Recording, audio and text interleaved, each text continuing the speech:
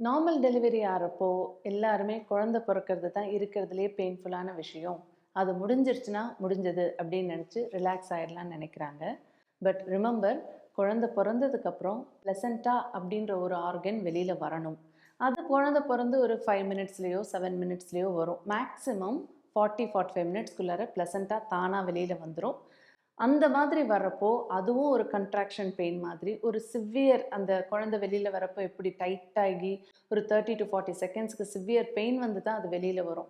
ஏன்னா, baby delivery ஆற வரைக்கும் மதர்ஸ் கோஆப்ரேட் பண்ணிடுவாங்க. பிளசன்டல் டெலிவரி அவங்களுக்கு தெரியவே தெரியாது, கோஆப்ரேட் பண்ண மாட்டாங்க.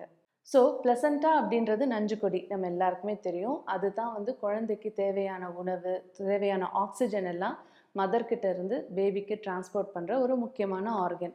அந்த ஆர்கன் ஆன்டீரியராக இருக்கலாம், போஸ்டீரியராக இருக்கலாம், ஃபண்டலாக இருக்கலாம், லோ லையிங்காக இருக்கலாம். இதை பற்றி நான் நிறைய வீடியோஸ் ஏற்கனவே போட்டிருக்கேன். அதோட லொக்கேஷன் அப்படின்றது வந்து ரூட் ஆஃப் டெலிவரிக்கு ரொம்ப இம்பார்ட்டன்ட். லைக் லோ லையிங் பிளசண்டா, பிளசண்டா ப்ரீவியாலாம் இருந்ததுன்னா ப்ளீடிங் ப்ராப்ளம் அதிகமாகும், சிசேரியனோட சான்சஸ் அதிகமாகும், இதெல்லாம் நான் சொல்லியிருக்கேன். பட் மற்றபடி அது நார்மல் பொசிஷனில் ஆன்டீரியராகவோ போஸ்டீரியராகவோ ஃபண்டலாகவோ இருக்குதுன்னு வச்சுக்கோங்க.